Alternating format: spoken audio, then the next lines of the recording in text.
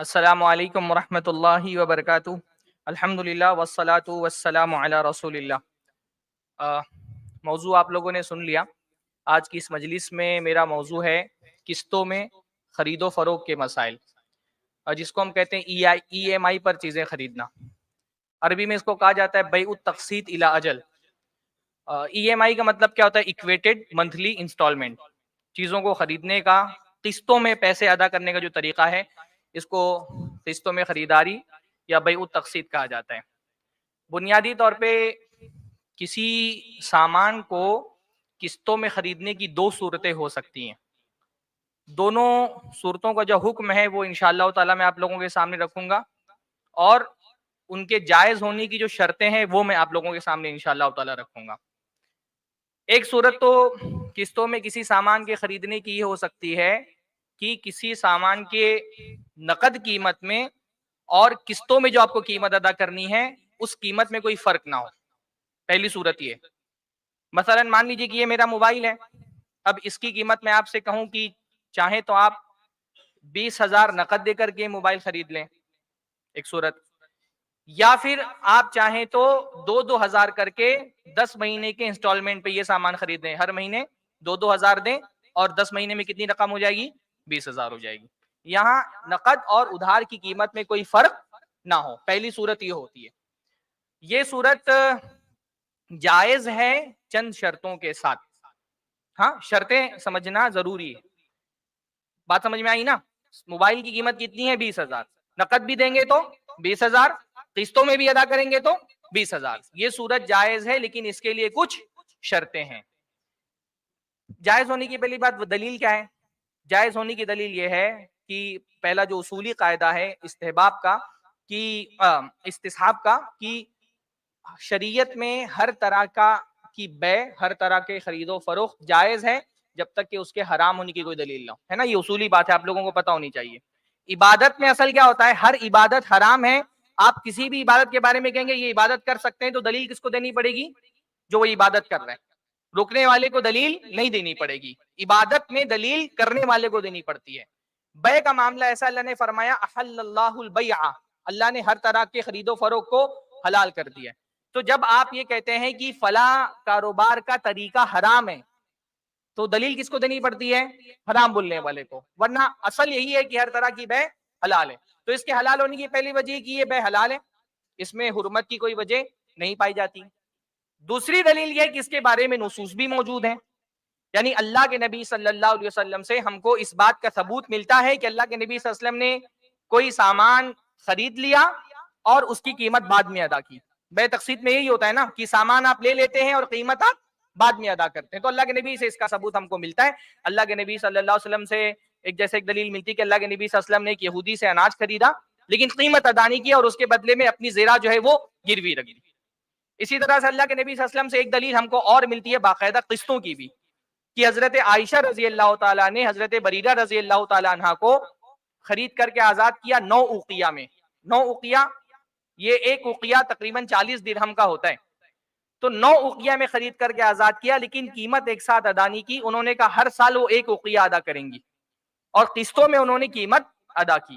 تو یہ دلیل نہیں بھی ہوتی تو اصلاً جائز تھا، لیکن جائز ہونے کے ساتھ ساتھ یہ دلیلیں بھی ہمارے پاس موجود ہے کہ قسطوں میں سامان خریدا اور بیچا جا سکتا ہے نا؟ لیکن اس کے لیے کچھ شرطیں ہیں۔ پہلی شرط کیا ہے؟ پہلی شرط یہ ہے کہ انسٹالمنٹ میں آپ سونا، چاندی اور کرنسی نہیں خرید سکتے۔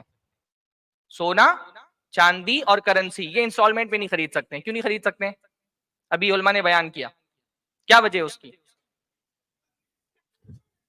ہاں، فلیکچویشن نہیں، شرعی حکم کی وجہ کیا ہے کہ سونا اور چاندی اور کرنسی یہ 3 چیزیں ایسی ہیں بنیادی طور پہ جن کو خریدنے میں نقد آپ کو دینی ہوتی ہے۔ شعبان بھائی نے بتایا نا، شیخ شعبان نے بتایا نا کہ سونا چاندی خریدتے ہوئے، اور کرنسی بھی سونا چاندی کے حکم میں ہوتا ہے، سونا چاندی اور کرنسی خریدتے ہوئے نہ آپ ایڈوانس میں پیمنٹ کر سکتے ہیں، نہ آپ لیٹ پیمنٹ کر سکتے ہیں، نہ ادھار دے سکتے ہیں نہ ایڈوانس دے سکتے ہیں، وہ آپ کو ہینڈ ٹو ہینڈ خریدنا پڑے گا، یدن بھی یدن خریدنا پڑے گا۔ تو پہلی شرط کیا ہے؟ انسٹالمنٹ میں آپ دوسرے سامان خرید سکتے ہیں لیکن انسٹالمنٹ میں آپ سونا چاندی اور کرنسی نہیں خرید سکتے۔ دوسری شرط یہ ہے اور یہ بہت اہم شرط ہے کہ یہ جو سامان آپ خریدیں گے انسٹالمنٹ پر، اس کو ہمارے عام طور پہ زیرو ای ایم آئی کہا جاتا ہے یا نو کاسٹ ای ایم آئی کہا جاتا ہے نا، جس میں نقد میں اور قیمت میں، نقد میں اور ادھار میں کوئی فرق نہیں ہوتا ہے. اس میں یہ شرط لازمی ہے کہ جو آپ کی ڈیل طے ہو گئی جس قیمت پر، ڈیل اسی پر ہوگی. اگر مان لیجئے قیمت جو طے ہوئی ہے اور جو وقت طے ہوا ہے وقت میں تاخیر ہو گئی، آپ قیمت وقت پہ نہیں بھر پائے، انسٹالمنٹ میں اگر تاخیر ہو گئی بھرنے میں تو قیمت میں اضافہ نہیں کیا جائے گا. جیسے مان لیجئے میں نے آپ سے یہ کہا تھا نا میرا موبائل آپ کو کتنے میں بیچا تھا میں نے 20,000 میں، اور میں نے کہا تھا ہر مہینے کی 10 تاریخ تک کے آپ کو 2,000 روپیہ دینا ہے. اب مان لیجئے جنوری میں آپ نے 2,000 دیا، فروری میں 2,000 دیا، مارچ آیا آپ 2,000 نہیں دے پائے، 2,000 نہیں دے پائے، 10 تاریخ نکل گئی، تو اب میں بولوں گا کیونکہ یہ انسٹالمنٹ آپ کا مس ہو گیا اور آپ نہیں دے پائے تو اب 2,000 کی جگہ 2,100 روپیہ آپ کو دینا پڑے گا. 100 روپیہ آپ چاہے اس کو پینلٹی کہہ دیں، آپ اس کو لیٹ فیس کہہ دیں، آپ اس کو جرمانہ کہہ لیں، 100 روپیہ ایکسٹرا آپ کو دینا پڑا. اب کیا ہو گیا؟ یہ حرام ہے. کیوں حرام ہے؟ کیونکہ یہ سود ہے. یہ کیا ہے؟ سود ہے. میرے ذمے جو پیسہ باقی ہو اس کی تاخیر کی وجہ سے اگر آپ مجھ سے ایکسٹرا پیسہ لیں تو سود اسی کو بولتے ہیں نا، بلکہ یہ بدترین قسم کا سود ہے. زمانے جاہلیت میں یہی سود پایا جاتا تھا کہ جو قرضہ لیا ہوا ہوتا تھا، یہ جو پیسہ ہے نا جو مجھے آپ کو دینا ہے یہ کیا ہے؟ قرضہ ہے نا. یہ پیسہ جو آپ مجھے دیں گے یہ کیا ہے؟ قرضہ ہے. قرضے میں اگر تاخیر ہو جائے، یعنی آپ کے ذمے جو پیسہ ہے اس پیسے کی ادائیگی میں اگر تاخیر ہو جائے تو میں آپ سے ایکسٹرا پیسہ لے رہا ہوں، سود اسی کو بولتے ہیں نا. زمانے جاہلیت میں یہ ہوتا تھا ایمان تقوی اور تربہ، یا تو پیسہ دو یا تو اس میں کچھ پیسہ بڑھا دوں گا. تو شرعاً یہ جائز نہیں ہے. بات سمجھ آ رہی ہے؟ پہلا کیا ہے؟ سونا چاندی کرنسی نہیں ہونی چاہیے. دوسرا کیا ہے؟ جس پر ڈیل فائنل ہوئی ہے، جو قیمت لاک ہو گئی ہے، آپ اس سے زیادہ نہیں لے سکتے گرچہ پیسہ بھرنے والا تاخیر کر دے. اب مسئلہ یہ ہے کہ ہمارے یہاں نو کوسٹ ای ایم آئی پہ یا زیرو ای ایم آئی پر جتنے بھی سامان ملتے ہیں، چاہے موبائل ملتا ہو، چاہے بائک ملتی ہو، چاہے کار ملتی ہو، چاہے گھر لیتے ہو، تقریباً ہر فائنینس والی کمپنی یہ شرط لگاتی ہے کہ اگر آپ ٹائم پہ انسٹالمنٹ نہیں بھر پائے تو آپ کو ایکسٹرا پیسہ دینا پڑے گا. اس وجہ سے ہندوستان کی حد تک تو مجھے کوئی بھی ایسی کمپنی میرے علم میں نہیں ہے جو انسٹالمنٹ کی تاخیر پر آپ سے ایکسٹرا چارج نہ لیتی ہو. اس لیے ہندوستان میں نو کاسٹ ای ایم آئی کے نام پر جتنی بھی کاروبار چل رہے ہیں وہ حرام ہے. ہمارے یہاں لوگ یہ دیکھ لیتے ہیں نو کاسٹ ای ایم آئی ہے، ایکسٹرا پیسہ کیونکہ نہیں لے رہے ہیں، نقد اور ادھار میں بھی اس پہ آئے گا انشاءاللہ تعالی ایکسٹرا پیسے کا حکم کیا ہے. پر لوگوں کے ذہن میں یہ بات ہوتی ہے کیونکہ ایکسٹرا پیسہ نہیں لے رہے ہیں قسطوں پر تو وہ حلال ہو جائے گی، تو وہ حلال نہیں ہوگی. اگر اس میں یہ شرط موجود ہے کہ آپ انسٹالمنٹ ٹائم پر نہیں بھر پائیں گے تو آپ کو ایکسٹرا پیسہ دینا پڑے گا، تو یہ بے کیا ہو جائے گی؟ یہ خرید و فروخت، یہ جو کانٹریکٹ ہے وہ کیا ہو جائے گا؟ حرام ہو جائے گا. اچھا، بعض لوگوں کے ذہن میں یہ بات ہوتی ہے کہ بھائی میرے پاس پیسہ آتا ہے اور میں ایک فکس میری سیلری ہے تو میں بھر سکتا ہوں، میں انسٹالمنٹ میرا مس نہیں ہوگا. یا بعض لوگ کہتے ہیں میرے اکاؤنٹ میں پیسہ رکھا ہوا ہے تو وہ اپنے آپ کٹ جائے گا تو میرے لیے اتنا بڑا مسئلہ نہیں. تو کیا اس صورت میں بے حلال ہو جائے گی؟ اس صورت میں بھی یہ ڈیل حلال نہیں ہوگی. ڈیل حلال نہیں ہونے کی وجہ کیا ہے کہ آپ نے جب ڈیل کی، اپنے بائر اور سیلر کے درمیان ڈیل ہوئی تو اس میں آپ نے یہ شرط قبول کر لی نا کہ اگر انسٹالمنٹ ٹائم پر نہیں بھرا گیا تو ایکسٹرا پیسہ دوں گا میں. تو آپ پیسہ دیں یا نہ دیں، آپ نے ڈیل کے وقت ایک حرام شرط کو قبول کر لیا ہے. تو جب ایک ڈیل میں ایک حرام شرط آ جاتی ہے تو وہ ڈیل ہی کیا ہو جاتی ہے؟ حرام ہو جاتی ہے. صحیح ہے نا شیخ؟ ہاں، ایک بے میں اگر ڈیل آپ کو سود لینے دینے کی ضرورت نہیں پڑی، آپ نے پیسہ ٹائم پہ بھر دیا، پر جو ڈیل آپ نے کی تھی وہ کیا تھی؟ وہ باطل تھی، وہ حرام تھی. باطل اور فاسد بے میں داخل ہونا جان بوجھ کر کے کیا ہے؟ حرام ہے. بات سمجھ آ گئی؟ تو پہلی شرط کیا ہے؟ سونا چاندی نہیں ہونا چاہیے، کرنسی نہیں ہونی چاہیے، انسٹالمنٹ پہ آپ نہیں خرید سکتے ہیں. دوسری شرط کیا ہے کہ جو آپ کی ڈیل فائنل ہو اور اس سے زیادہ پیسہ آپ نہیں لے سکتے، اس میں لیٹ پیمنٹ والی یا جرمانے والی کوئی شرط نہیں ہونی چاہیے.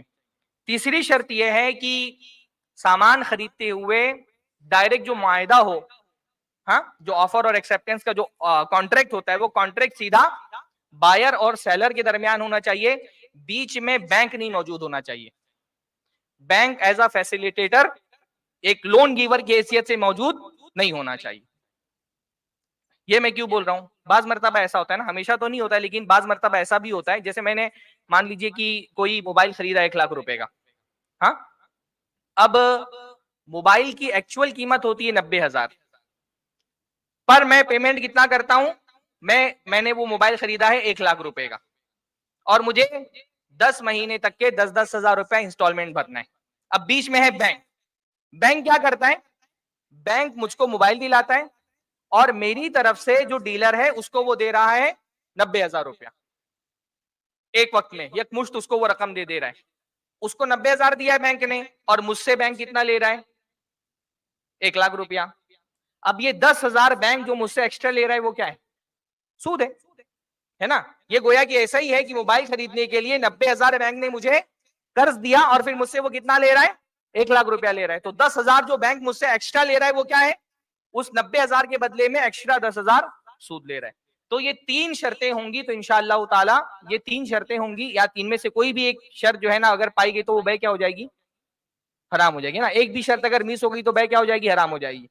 تو بے تقسیط کی پہلی صورت تو یہ تھی کہ نقد میں اور ادھار میں کوئی فرق نہ ہو۔ اگر ان 3 شرطوں کے ساتھ یہ بے کی جائے، یہ کانٹریکٹ کیا جائے، یہ خرید و فروخت کی جائے تو بے حلال ہوگی، اس میں پھر علماء کا اختلاف نہیں ہے۔ دوسری صورت کیا ہوتی ہے؟ ای ایم آئی کی دوسری صورت یہ ہوتی ہے کہ نقد میں اور ادھار کی قیمت میں فرق ہو، نقد میں اور ادھار کی قیمت میں فرق ہو۔ مثلا جیسے یہ موبائل میں آپ کو بیچ رہا ہوں، میں یہ بولوں کہ بھائی اگر آپ نقد دیں گے تو میں 40,000 کا دوں گا، لیکن اگر آپ نقد نہیں دیں گے، 2,000 روپے انسٹالمنٹ کر کے دیں گے تو پھر میں 42,000 آپ سے لوں گا، 44,000 آپ سے لوں گا، 4,000 ایکسٹرا لوں گا۔ ہاں، ایسے تو آپ جو ہے وہ ایک مہینہ کر کے بھریں گے تو آپ کو 12 مہینے بھرنا پڑے گا، 44,000 موبائل کا ہو جائے گا۔ یہ بے حلال ہے کہ نہیں حلال ہے؟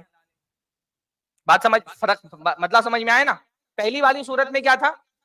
پہلی والی صورت میں یہ تھا کہ نقد میں اور ادھار میں کوئی فرق نہیں تھا، جو قیمت نقد کی تھی وہی قیمت ادھار کی بھی تھی۔ یہاں کیا ہو گیا؟ نقد اور ادھار کی قیمت میں فرق آ گیا کہ نقد دیں گے تو 40,000، اور اگر ہر مہینے 2,000 کر کے بھریں گے تو 4,000 کر کے بھریں گے تو 44,000۔ اب یہ بے بھی صحیح بات یہ ہے کہ حلال ہے انشاءاللہ تعالی، ہاں، لیکن اس طرح سے متفق علیہ نہیں، جس طرح سے پہلی والی جو بے تھی وہ متفق علیہ۔ بے سمجھ لیں نا، یہ بے لفظ بار بار آ جائے گا تو اس کو سمجھ لیں۔ بے کس کو کہتے ہیں؟ سامان خریدنے اور بیچنے کو۔ تو یہ طریقہ جو ہے حلال ہے، صحیح بات یہی ہے کہ یہ طریقہ حلال ہے انشاءاللہ تعالی۔ مذاہب اربعہ جو ہے، حنفی، شافعی، مالکی، حنبلی، چاروں فقہ کے جو مذاہب ہیں مشہور، ان میں ان کے اس بے کے حلال ہونے کا فتویٰ ہے۔ ہمارے دور کے مشہور علماء میں شیخ ابن عثیمین نے اس کو جائز کہا ہے، بلکہ شیخ ابن عثیمین نے تو اجماع نقل کیا، انہوں نے کہا کہ اس بے کے صحیح ہونے پر اجماع ہے۔ شیخ ابن باز ہیں، انہوں نے بھی اس کو جائز کہا ہے۔ بعض ایک علماء اس سے منع فرماتے ہیں، بہت شاذ قول ہے۔ شیخ البانی ہمارے زمانے کے مشہور علماء میں سے جو اس بے کو جائز نہیں بولتے ہیں، لیکن صحیح بات ہے کہ انشاءاللہ تعالی یہ بے جائز ہے، انشاءاللہ تعالی اس میں حرام ہونے کی کوئی وجہ نہیں۔ جن علماء نے اس کو حرام کہا ہے، اچھا اس کی شرطیں ہیں، حلال ہونے کی شرطیں، وہ شرطیں میں بھی بتاتا ہوں۔ جن علماء نے اس کو حرام کہا ہے انہوں نے ایک وجہ تو یہ بیان کی کہ اس میں سود ہے۔ وہ کہتے ہیں کہ بھائی ایسے آپ 40,000 لے رہے ہیں اور 4,000 پھر ایکسٹرا جو آپ لے رہے ہیں، تو 4,000 ایکسٹرا جو آپ لے رہے ہیں وہ کہتے ہیں کہ یہ سود ہے، حالانکہ یہ سود نہیں ہے۔ اس میں اور سود میں ایک چیز کی مشابہت ہے، پر یہ سود نہیں ہے۔ سود کیا ہوتا ہے؟ میرے ذمے جو پیسہ باقی ہے میں اس سے ایکسٹرا پیسہ دوں تب سود ہوگا نا۔ سود میں کیا ہوتا ہے بھائی کہ آپ نے مجھے 40,000 دیا اور آپ پھر مجھ سے 44,000 لے رہے ہیں، سود اس کو کہتے ہیں کہ جب آپ ایکسٹرا پیسہ دیتے ہیں۔ یہ جو ڈیل ہوئی ہے اس میں ہم ایکسٹرا پیسہ نہیں دے رہے نا۔ جیسے میں نے آپ سے کہا بھائی آپ میرا موبائل نقد میں لیں گے تو 40 اور ادھار میں لیں گے تو 44۔ اب ہماری بات ہو رہی ہے، ہماری ڈیل یہ ہوئی کہ ٹھیک ہے میں ادھار لوں گا، قسطوں میں پیسہ بھروں گا، 44,000 دوں گا۔ میں نے کہا ٹھیک ہے، ڈیل فائنل ہو گئی۔ اب ڈیل فائنل ہوتے ہی کیا ہوا؟ موبائل کے مالک آپ ہو گئے اور آپ کے ذمہ میرا کتنا پیسہ ہوا؟ 44 ہوا نا۔ 44,000 ہوا، میں 44,000 ہی لے رہا ہوں، تو میں نے کچھ ایکسٹرا لیا آپ سے؟ میں نے آپ سے ایکسٹرا کچھ نہیں لیا، جتنا آپ کے ذمے میرا پیسہ ہوا تھا میں نے اتنا ہی پیسہ لیا نا، تو یہ سود کیسے ہوا؟ ٹھیک ہے، اس میں آپ نے ٹائم کا پیسہ لیا، ٹائم دینے کا پیسہ لیا، اور سود میں بھی یہ ہوتا ہے کہ آپ ٹائم کا پیسہ لیتے ہیں، پر سود میں حرمت کی علت یہ نہیں ہے کہ ٹائم کا پیسہ آپ لے رہے ہیں۔ سود اس وجہ سے حرام نہیں کہ آپ ٹائم کا پیسہ لے رہے ہیں۔ جو علت مؤثرہ ہے سود کے اندر جس کی وجہ سے سود حرام ہے وہ کیا ہے؟ کہ جتنے ذمہ ہوتا ہے اس سے زیادہ آپ لے رہے ہیں۔ تو وہ علت اس کے اندر نہیں پائی جاتی ہے، گرچہ کی ہے سود کے اس معاملے میں مشابہ ہے کہ سود میں بھی ٹائم کا پیسہ لیا جاتا ہے، اس میں بھی ٹائم کا پیسہ لیا جاتا ہے، پر ٹائم کا پیسہ لینا حرام ہے ایسا کہیں شریعت میں نہیں ہے. جتنا پیسہ ذمے بن رہا تھا اس سے زیادہ لینا حرام ہے. تو اس میں تو جتنا پیسہ ذمے میں بنا تھا اتنا ہی پیسہ لیا میں نے نا. ہماری ڈیل 44,000 پہ ہوئی تھی، 44 میں نے لیا، تو اس میں انشاءاللہ تعالیٰ یہ حرام نہیں ہے. بعض علماء نے اس کے حرام ہونے کی ایک وجہ بیان فرمائی کہ یہ اس میں ایک بے میں دو بے ہے، اور اللہ کے نبی نے نہى النبی صلی اللہ علیہ وسلم ان صفقتین فی صفقۃ، اللہ کے نبی نے ایک بے میں دو بے سے منع فرمائے. بعض لوگوں کو یہ شبہ ہوا کہ یہ بھی تو ایک بے میں دو بے ہو گئی، ایک ڈیل میں دو ڈیل ہو رہی ہے. میں کہہ رہا ہوں کہ آپ نقد لیں گے تو 40,000 کا پڑے گا، ادھار لیں گے تو 44,000 کا پڑے گا، تو یہ تو ڈبل بے ہو رہی ہے.